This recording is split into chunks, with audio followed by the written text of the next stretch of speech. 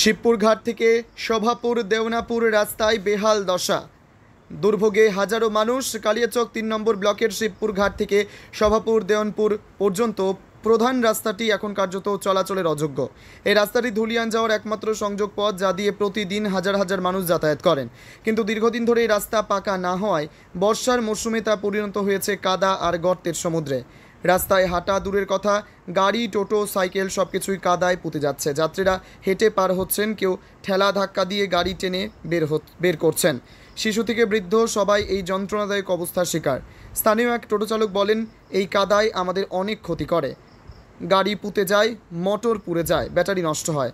আমরা গরিব মানুষ, 5 টাকা রোজগার করতে এসে 10 টাকা খরচ হয়ে যায়। আজ পর্যন্ত এই রাস্তায় না কোনো পিচ হয়েছে, না কোনো ঢালাই, মাটিরই থেকে গেছে।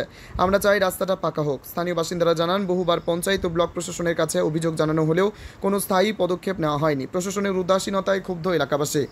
রোগী পরিবহন, স্কুলে যাওয়া ছাত্রছাত্রী কিংবা ধুলিয়ানে কর্মরত শ্রমিক সবার ক্ষেত্রে এই কাদা রাস্তা মারাত্মক সমস্যা তৈরি করছে। বর্ষাকালে পরিস্থিতি আরও ভয়াবহ আকার নিচ্ছে। এলাকাবাসীর স্পষ্ট দাবি, অবিলম্বে রাস্তাটি পিচ দিয়ে পাকাকরণ না হলে আগামী দিনে বৃহত্তর আন্দোলনে নামতে বাধ্য হবেন তারা।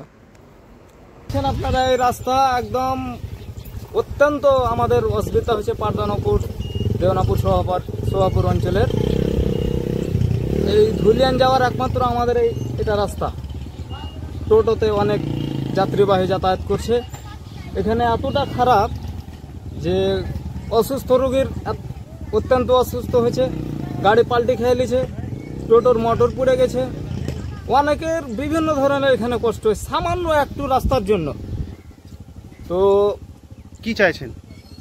চাইছি আমরা যে রাস্তাটা অতি শীঘ্রই, সামনে ভোট আছে 2026-এর বিধানসভার আগেই এই রাস্তাটা আমরা যথাযথভাবে ভালোভাবে ঢালাই হোক আর কিছু দিয়ে হোক, আমরা পরিষ্কার ভালো। এই রাস্তা বহুত দিন থেকে এরকম না, কোনোদিন মেম্বার প্রধানকে বলি, মেম্বার প্রধানেরা কোনো কান দেয় না, শুনছে ছেড়ে দিচ্ছে। কি নাম আপনি?